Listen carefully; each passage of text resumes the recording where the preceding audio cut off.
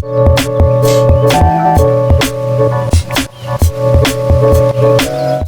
guys, welcome back to the channel. I hope you all are doing extremely fine. My name is Prince and you are watching the TechStream. In this video, I am going to unbox and review the TENDA AC5 version 3 AC1200 router. So without wasting any more time, let's start. So TENDA AC5 is a dual band router and this generally goes for around Rs 2000 on Amazon, which is a starting price for good AC routers. Inside the AC5 router box, you get one Ethernet cable, which is pretty standard, nothing special about it. Power adapter and charger, again nothing special about it. And then we have got some guides and the router itself. The router looks very clean and has a unique design. Honestly, it looks better than most standard routers. If we look at the specifications of the router, it has one standard WAN port which lets you connect to the internet. Then you have 3 LAN ports with which you can connect to your PC or laptop using the Ethernet cable. It also has 4 antenna bands and the range is pretty standard. We'll be doing the speed test from different ranges in a bit. The router claims to speed up to 1167 Mbps, which they brand as 1200 Mbps. However, there is a catch.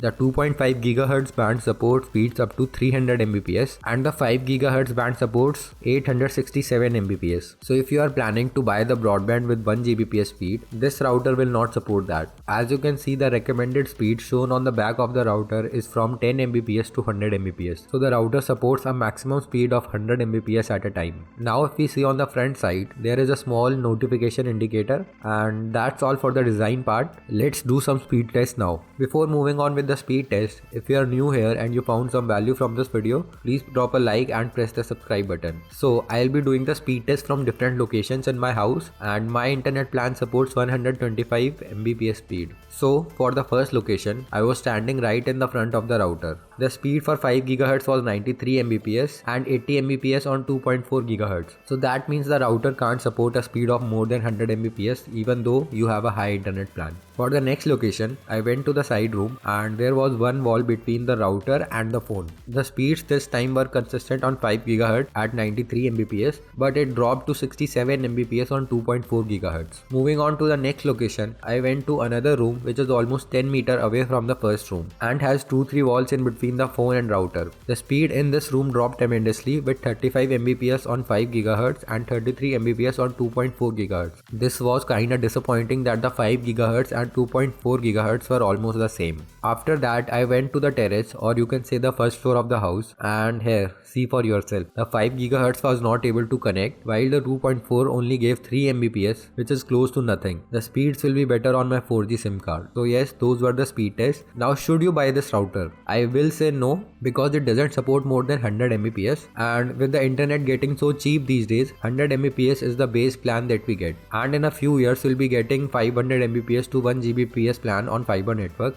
and this router will not support that. A router is something that you buy once in every 5-7 years, and will you still be using only 100 Mbps in 5 years? So I will suggest go for a Gigabit router that actually supports at least 300 Mbps to 1 Gbps. And if you are someone who has less than 100 Mbps planned and you are looking only for something short term, then maybe you could go for this router. Otherwise, you have better options in the market. That's all for this video. Hopefully you liked the video. Smash the like button if you did. Comment down if you want me to review another router. Subscribe to the channel for more tech videos. Thank you for watching.